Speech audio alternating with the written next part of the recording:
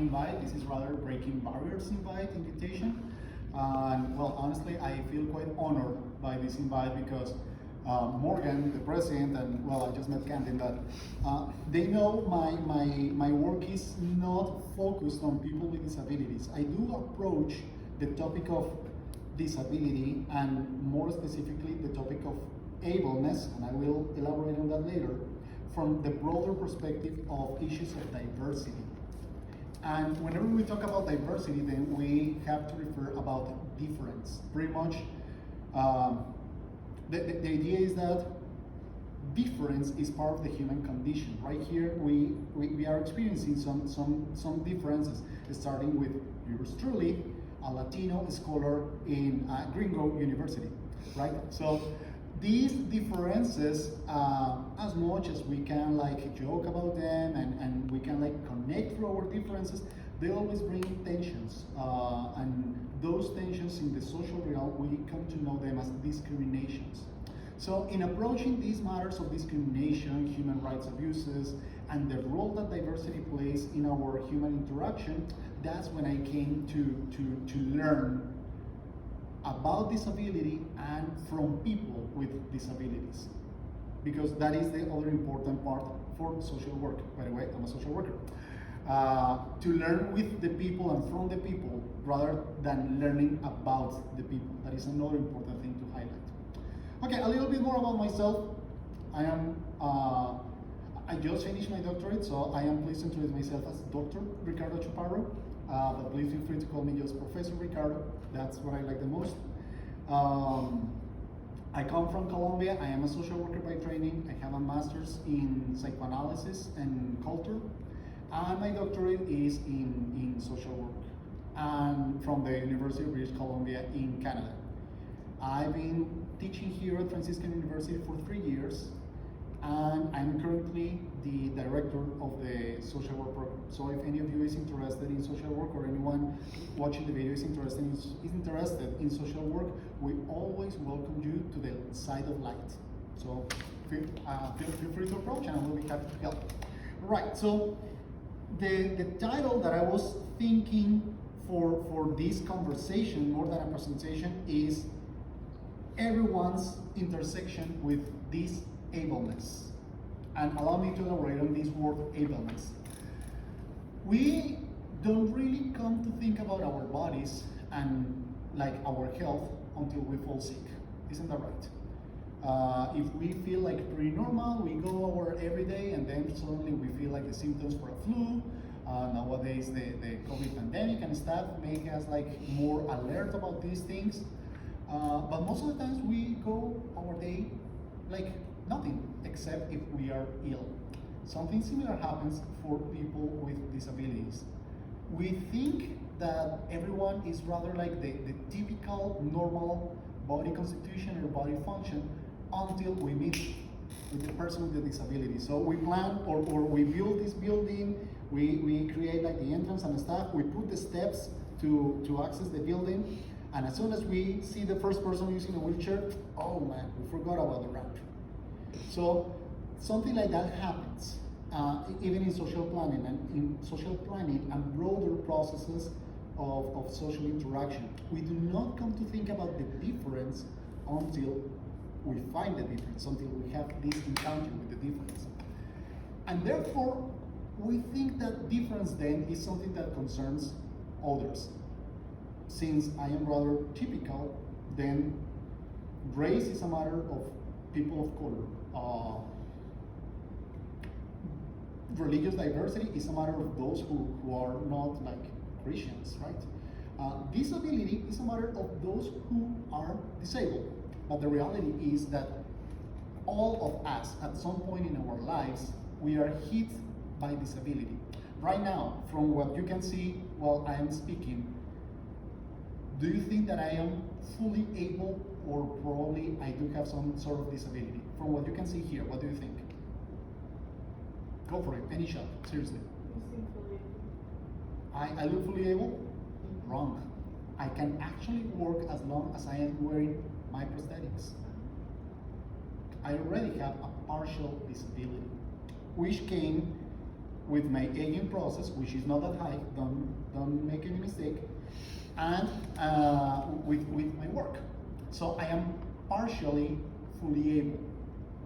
Before I started wearing my glasses, even then, I would not have been able to identify myself as permanently fully able, because once again, one can experience disability because of contingencies of life, some illness or maybe an accident, or just because of the aging process.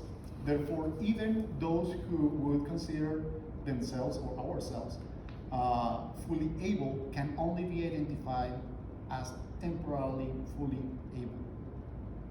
Once again, because of the contingencies of life or because of the aging process. With aging, all of us are going to experience in one degree or another, in greater degree or smaller degree, but still we're going to experience the decay of our bodies, the decay of the ways we handle our mental and physical capabilities, and therefore we all are going to experience disability one way or another. Another way of experiencing disability, of course, I mentioned that before, the ways we relate to others. Maybe it is a fellow classmate, maybe it is a co-worker, maybe it is a member of our family, and more likely than not, God willing, it is going to be our parents. I don't know right now, like the health status of your parents, but as they come to age, we start to realize like there are certain mental abilities in decline, that they are not remembering the things as they used to, that they keep calling me with my brother's name, sometimes my sister's name, like, hey, remember, it's me, Ricardo. So when we start to identify that, and then we start to see like the physical part declining, okay, now I am meeting face to face with this ability. Our everyday performance involves at least two elements. The physical element, which is this tangible performance, but also it involves a mental register, how I handle my body. Basic choices like choosing the toothpaste rather than hair conditioner to brush my teeth. That still involves a mental capacity that, as normal or typical, I would rather say typical, as typical as might seem, hey, for some people is not accessible. And then these places in ability, let's talk about ableness, like a multi-dimensional character, like the physical character of the disabilities and of ability, the physical character of ability, or the physical realm of ability, and the mental realm of ability. We need both in coordination to perform our daily tasks. There is another aspect about ability, and it is the cultural aspect of ability. As a Latino here in North America, both in Canada and here in the United States, I am presumed to be quite skillful in playing soccer. And I'm sorry to say, I suck playing soccer. I am a terrible soccer player. I used to be the goalie, no, forget it. Then they put me like trying to score some goals, no, forget it, I couldn't. They put me in the defense line, no, neither. No, I'm just not good at playing soccer. In opposition to many other fellow Latino immigrants here in the US who are just brilliant in soccer. I do love dancing though. And those other fellow Latinos who are around here, they are not that good into dancing, or they just don't like that much dancing. This speaks of our relationship with our bodies. This speaks of, I might be a typical person who, wearing glasses or not wearing, might look like temporarily fully able, and yet my mind holds a particular relationship with my body where I am aware or not of what I can do with my body and what I cannot do with my body. I'm not going to say that not playing soccer is a disability, probably a cultural disability, maybe, but still that speaks of the ways I relate to my body in a way where I can put my body into the game rather than dancing, or maybe I can put my body into both things. Some of you might have some experience also with dancing or doing gymnastics. Right now, I think that we just had a very interesting example with Simone Biles. Are we all familiar with what happened to her? For the sake of context, for future generations watching this video, this brilliant gymnast, gold medalist, she was coming to her second Olympic competition. And in the middle of the competition, she quits, claiming that she is not feeling like certain about herself. She's not feeling certain about how she relates with her body in the performance of the competition. And she was afraid for her life. Many people started like to say that she was a coward, that she was not a true patriot, and her response was, I think that you are not aware of what this involves. So she was even aware of the risk that she was putting herself into, that she was risking her life. And the way as I would like to interpret it is her body talked back to her, like saying, hey, you know what? This is cool that we jump, we do the flip-flops and stuff, but maybe we should take a break.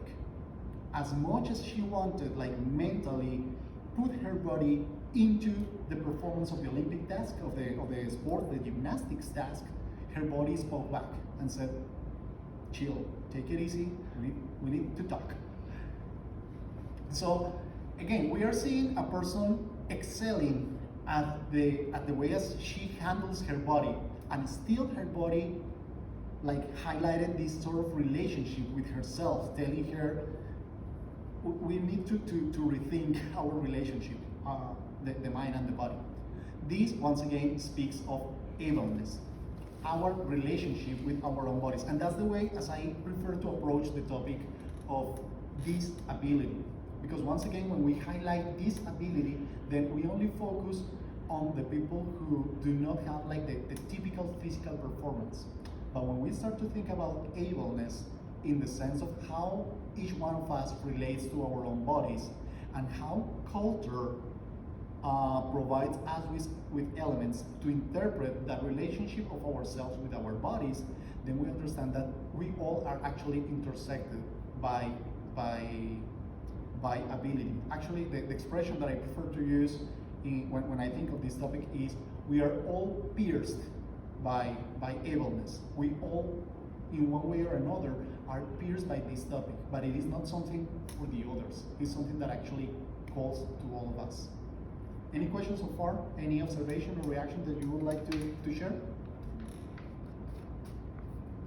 It's good, Keep going. Thank you. Well, that gives me some morale.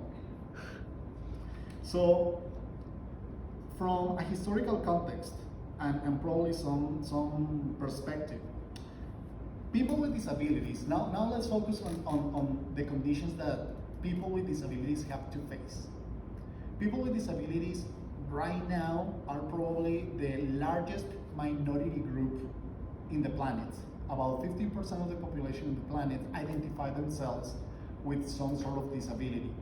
And I would say this is like under-registered because there are many disabilities that we might be able to see.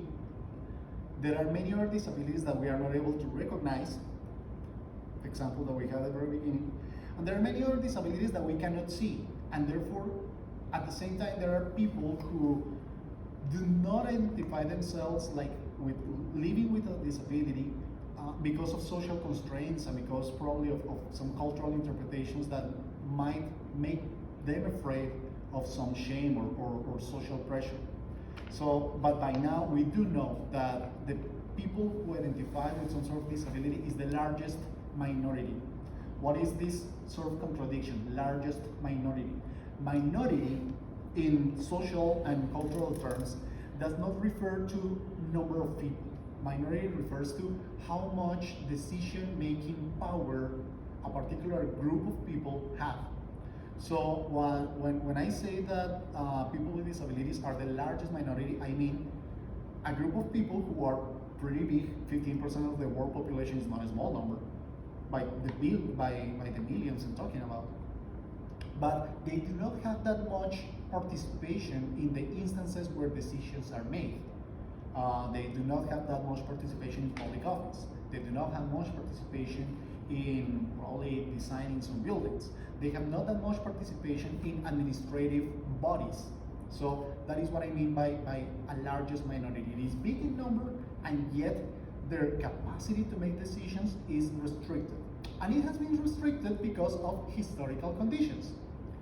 Disability as a condition of the human person has been present since biblical times. Every time we read about people suffering from leper or well, any other condition in the Bible, even in the early stories of the Old Testament, there we can see disability. And from the beginning, the field of medicine, and before there was like an official discipline, scientific medicine, from the beginning the approach has been rather curative or a deficit-based approach. If you have a disability, then you have a problem, and because you have a problem, we need to correct it. We need to bring the cure to your disability. And if there was no cure, well, you were screwed. You could not hope to find any relevant place in society, and if we're talking about a mental disability, maybe you were the fool of town, or if we are talking about a physical disability, maybe you were condemned to the most menial tasks in the village. With the emergence of scientifically informed medicine, then people with disabilities were the subject of experimentation. And I don't know how familiar you are with the advancement of science, but the early beginnings of medical and scientific experimentation were not that ethical that we can say. So we're talking about people being subjected to electroshocks, people being receiving surgical interventions without that much of anesthesia, forcing people to do whatever task. Physicians probably informed with very good intentions, but without the proper technology and without the ethical standards, thought was good, but still involved a lot of pain and a lot of suffering for people with disabilities. And that has informed, and that still informs our understanding of disability even today, the deficit-based approach. We look at the disability as a problem, and as a problem, it needs to be cured, resolved. And if there is no cure, then you are condemned, you are done. An alternative approach, and this came to emerge by the second half of the 20th century, is more a strengths-based approach. And we social workers love that one, the strengths-based approach. It basically means, sure, you are living in the middle of a difficult condition, you are living with a problem. I mean, we're not going to deny that this poses some challenges for you. But if you have been able to live this far, there has to be some strength that has allowed you to survive all this time. Therefore, let's look into those strengths so we can grow those strengths, and maybe you can expand those strengths into other dimensions of your life and try to make your life, if not easier, at least lesser of a challenge.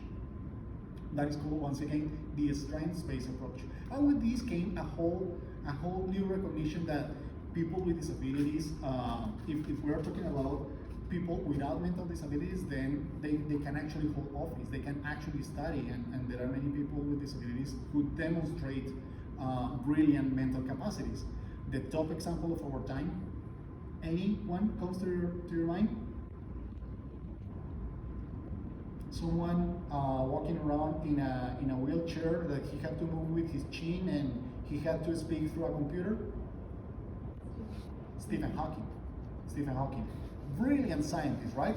He was dealing with physical disabilities, with developmental disabilities, to my understanding. By developmental, I mean, if we are not familiar with the terminology, and once again, I am not fully a specialist on this, but developmental disability refers to some delays or some challenges and obstacles in the regular biological development of the body. But mentally, the guy was brilliant, and he made big, if not the biggest contributions to sciences and the scientific thought, in scientific knowledge in the 21st century so far. So this change of looking at disabilities, not necessarily as a condemnation, but again as a particular condition that some people have to live with, change the perspective and open the opportunity for people with disabilities to get a different place in society, and from there also to vindicate their rights and to vindicate their place in society. Here in North America, this came to be decisive by the 1970s, when people with disabilities actually started to promote political organization, political claims, and They made demonstrations, they made claims process, they challenged some organizations in the courts, and they achieved quite important legal advances and the establishment of laws, like the Americans with Disabilities Act, the incorporation of a chapter on disabilities in the Telecommunications Act, the Fair Housing Act, because people with disabilities were also discriminated against when they were applying for housing, or even if they had the chance to apply for housing, particularly like in tall building apartments, there was no infrastructure for them to access the apartment they were already owning. So like an inclusion of this in the legal ruling, National Voter Registration Act, making sure that people with disabilities can still exercise their right to vote even with the disability. That was something that historically was also used as a tool of discrimination against them, because again, if disabilities were considered as something problematic, then it was considered that they were lesser citizens and therefore they couldn't vote. So making sure that there is legal protection for them to exercise their right to vote was quite an achievement for them. And it was only possible when people with disabilities assumed their condition and recognized their own strengths, when people who were not experiencing disabilities recognized that potential that people with disabilities had and promoted the political change. But besides the legal and political challenges that this population face, there are also cultural challenges, and many of them are not necessarily that visual or are not necessarily that serious. Serious in the sense of how grave it might be. For the sake of an example, as a bilingual speaker here in North America, well, I am raising my child as bilingual, both in Spanish and English. The kid is 5 years old, he's already correcting me, and I don't bring him to my classes because he will take over my job. That's the reality. Yet, because of this bilingual training that he's been receiving since the womb, he took longer than the typical monolingual child to start assimilating language in his development. So at some point, our Canadian-based pediatrician suggested, you shouldn't stop talking to your child in Spanish, because you're already here in North America and we speak English. So talk to your child only in English. Exactly the same situation was happening to fellow Latino families, fellow Latino parents, both in Canada and here in the United States. By the time when that happened, that very same week, Kate Middleton and Prince William from the British royal family were being praised by the media because their children were bilingual at the age of 2. They were speaking English and they were speaking Spanish because the nanny spoke Spanish. So how come the child of an average middle low class family is considered like developmentally challenged because he speaks 2 languages, but the children of the royal family are considered genius by the media because they speak 2 languages? There are other immigrant families that, because of the background, they speak 3 and even more languages. So what? Culturally speaking, they are also, this is also like a mental disability, because it takes longer for them to fully assimilate the 3, 4, 5 languages that they are receiving. So once again, this speaks of the cultural obstacles that we face in interpreting, first of all, everyone's cultural background. And second of all, the barriers that we face in interpreting and pretty much accepting and promoting the acceptance of people with disabilities. So this is something that can be easily spoken, but in practice takes some time. A clear example of that time is the actual reaction of our Catholic Church. Once again, as biblical as disability might be, it took the Catholic Church until 1999 to make an official statement on how to address the needs of people with disabilities. Don't get me wrong, the church has always promoted the message of love, of inclusion or integration. If inclusion is like a loaded word for you, integration is okay. But only in 1999, until 1999, the Vatican issued a document called, allow me one, I don't want to let it go easily, Conclusions of a Vatican, Conclusions of a Vatican Conference on the Family and Integration of the Disabled. And with this document was relevant for several reasons. The first of them, it was the official acknowledgement by the church that people with disabilities are members of the church. They may have been members forever, I mean, since biblical times, once again, but only when the official authority acknowledges this inclusion, then this acknowledgement takes place. Second, because through that document, the Vatican established guidelines and established an interpretation of disability not as a sin, because that was the old folk interpretation. Oh, okay, if you are disabled, then it is because you or your parents were sinners. Remember that episode in the Gospel when the apostles asked Jesus, Lord, if this guy is blind, who was the sin, his or his parents? And that interpretation has survived even today, exists even today. So with this document in 1999, the Vatican actually established, no, disability is not the result of sin. Disability is a condition of life, and people with disabilities, mental and or physical, are also created in the image of God. And as such, people with disabilities are also called to holiness. So once again, this might sound like kind of obvious for us right now, but at the time, this was huge for the community of people with disabilities. And it still plays relevance today when we have not fully integrated people with disabilities in our decision-making processes, in our education systems, and, well, the different instances where we live at. In practice, anyway, I would like to acknowledge that the U.S. Catholic Church was already working on the topic. And, well, it's not that the U.S. Catholic Church made a statement that earlier.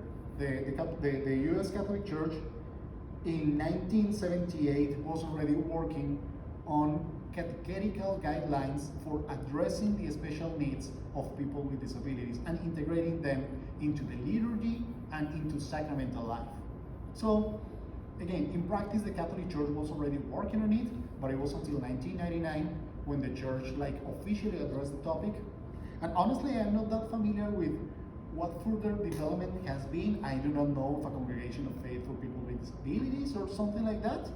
But sure, probably there is an official instance in the Vatican. I'm just not aware of it, but there might be an official instance in the Vatican in the leading the leading instance of our Catholic Church to serve people with disabilities. One of those aspects to consider when approaching people with disabilities is something that has been come to be known, came to be known, thank you, as people's first language. Historically, language, we are coming to the realization since the second half of the 20th century, we are coming to a realization that language shapes how we interpret reality. Language, the language that we use, permeates the way as we relate to people.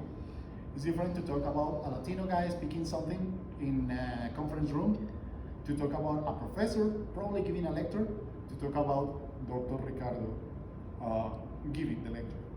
That title is just a word, and yet the word implies status, prestige, acknowledgement. The same happens with everything in life, and the same happens especially for people with disabilities. If I ask you about a synonym, a word that is a synonym for people with disabilities, what word comes to your mind?